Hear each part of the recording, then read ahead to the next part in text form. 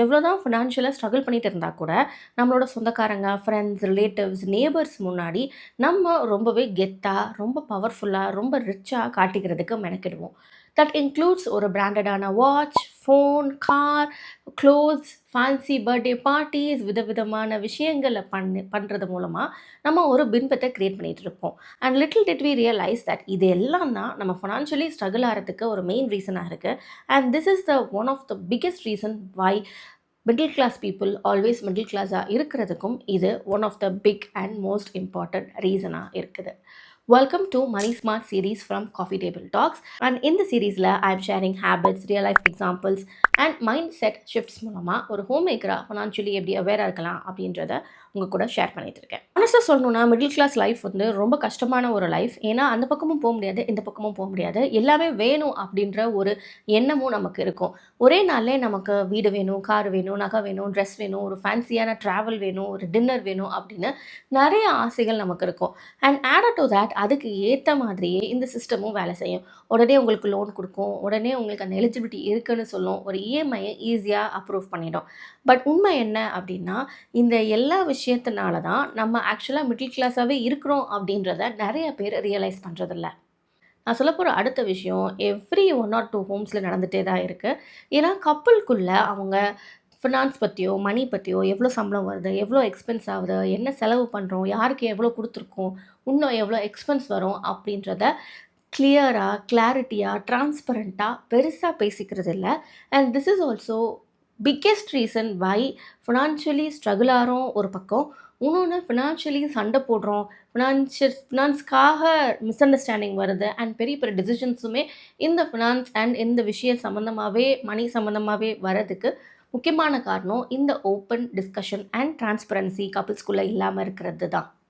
Of course நம்ம life ஒரே மாதிரி இருக்காது. சில நேரம் நல்ல விஷயம் கூட நடக்கும். சேலரி இன்க்ரீஸ் ஆகும், நல்ல ஜாப் கிடைக்கும், பிஸ்னஸில் பெருசாக ரெவென்யூ கிடைக்கும். பேர் என்னதான் இவ்வளோ எல்லாம் பண்ணாலும் மாத கடைசியில் எனக்கு கையில் காசே நிற்கலை அப்படின்னு நம்ம சொல்கிறப்போ நம்ம பண்ணுற ஒரு பெரிய மிஸ்டேக் என்னென்னா, ஒரு சம்பளத்தோட ரைஸையும் நம்ம ஒரு புது இஎம்ஐ க்ரியேட் பண்ணிக்கிறோம். சம்பளம் கொஞ்சம் கூடணுன்னே நான் கார் வாங்க போகிறேன், சம்பளம் கொஞ்சம் கூட்டினோடனே நான் வேறு மாதிரி ஏரியாவில் போய் குடியிருக்க போகிறேன் அப்படின்னு நம்மளோட லைஃப் ஸ்டைலை கூட்டிக்கிட்டே போகிறோம். அதனாலே என்ன ஆகுதுன்னா, நம்ம சம்பளம் இருக்கிற பிரச்சனையை சால்வ் பண்ணுறதை விட்டுட்டு புதுசாக நிறையா பிரச்சனையும் அதை க்ரியேட் பண்ணிகிட்டே இருக்குது.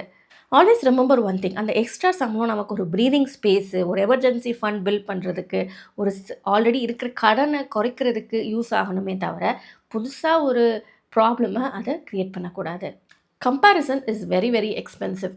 Instagram, family, friends, relatives, WhatsApp அப்படின்னு நம்ம பார்க்குற இடத்துல எல்லாம் ஒரு விஷயத்தோட இன்னொரு விஷயம் பெட்டராக இருக்கும். நம்மக்கிட்ட இருக்கிறத விட இன்னொருத்தவங்க கிட்ட பெட்டராக இருக்கிற மாதிரி நமக்கு தோணும்.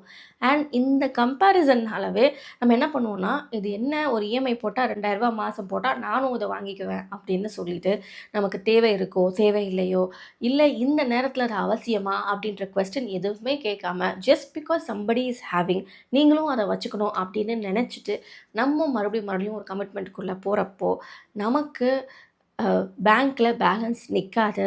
அண்ட் நம்ம அதே மிடில் கிளாஸ் லெவலில் தான் எப்போவுமே இருக்கிற மாதிரி இருக்கும்.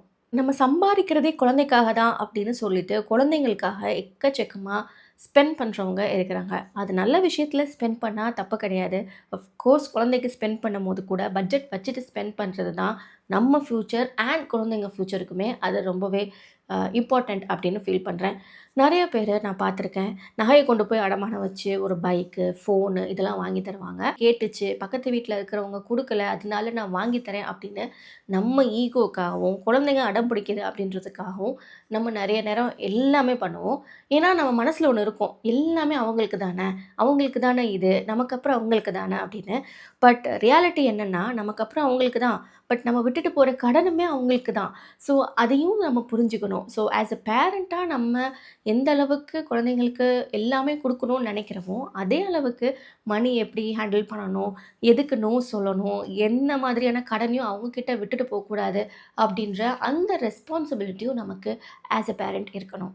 குழந்தைங்களுக்கு எதுவுமே அது புரியாது. ஏன்னா குழந்தைங்களுக்கு அதை புரிஞ்சுக்கிற வயசோ பக்குவமோ கிடையாது.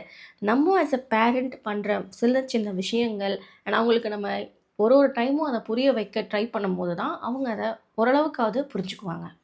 முன்னாடிலாம் ஸ்ட்ரெஸ்ஸை போக்கணும்னா கொஞ்சம் ரிலாக்ஸ் பண்ணுவாங்க, பாட்டு கேட்பாங்க, வாக்கிங் போவாங்க, பிடிச்சவங்ககிட்டலாம் பேசுவாங்க. இப்போது ஸ்ட்ரெஸ் போகணும் அப்படின்னா நெறைய பேர் ஷாப்பிங் ஆப்ஸை ஓப்பன் பண்ணுறது, ஃபுட் டெலிவரி ஆப்ஸை ஓப்பன் பண்ணிவிட்டு அங்கே நம்ம ஆர்டர் பண்ணிகிட்டே இருக்கோம். ரியாலிட்டி என்னென்னா கொஞ்ச நாளில் நம்மளுக்கு என்ன சின்ன பிரச்சனை வந்தாலும் நம்ம வந்து கொஞ்சம் செலவு பண்ணி இதெல்லாம் பண்ணால் அந்த பிரச்சனை சால்வ் ஆயிரும் அப்படின்னு நினைப்போம். பட் உண்மையிலே அந்த பிரச்சனைக்கான சொல்யூஷன் கிடைக்காது.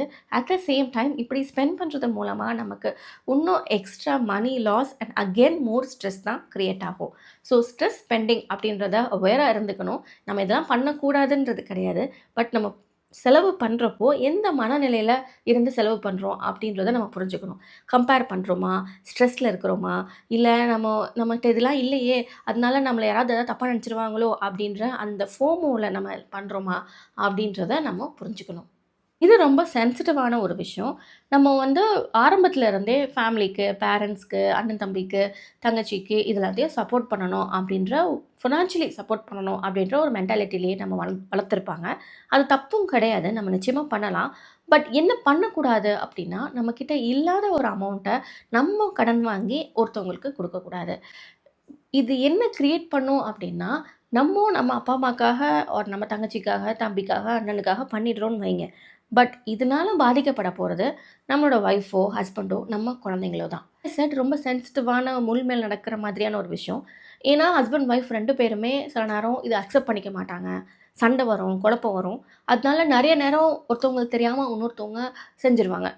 பட் எண்ட் ஆஃப் த டே பார்த்தீங்கன்னா, அப்படி செய்றப்போ ஹஸ்பண்ட் அண்ட் ஒய்ஃப்குள்ள இருக்கிற அந்த ட்ரஸ்ட் வந்து குறையும். லவ் குறையும். இதனால மறுபடியும் பிரச்சனை உருவாக்கிட்டு தான் இருக்கும். அண்டர்ஸ்டாண்ட் தட் எல்லா டைமும் எல்லா ஃபேமிலி மெம்பர்ஸும் நம்மள அ ஒரு கஷ்டத்தில தானே கேட்குறாங்க அப்படி கிடையாது.